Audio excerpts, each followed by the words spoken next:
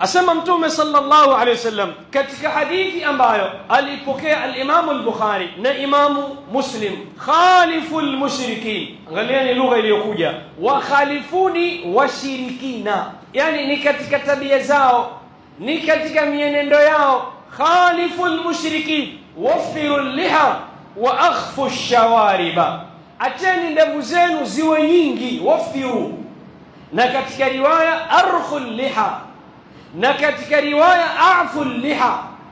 Na kufuga ndevu kwa Muislamu ni wajib, si sunna hii. Wengine nasema ni sunna, wakaifasiri sunna kama walivyoifasiri mafuqaha waliposema sunna ma yuthabu fa'iluha wa yu'aqabu tarikuha, ni jambo ambalo ukifanya wapata thawabu, ukiliacha hupati dhambi.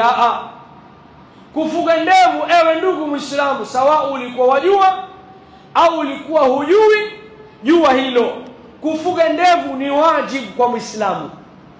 Na jambo hili wamewafikiana maimamu wote wanne. Sasa wewe sema mimi ni Hanafi, mimi ni Shafi'i, mimi ni Maliki, mimi ni Hanbali, wote aimmatul arba wamesema ya kwamba kuweka ndevu ni wajibu, na anayenyoa ndevu ni mtu fasik, ni mtu muovu. Allahu musta'an.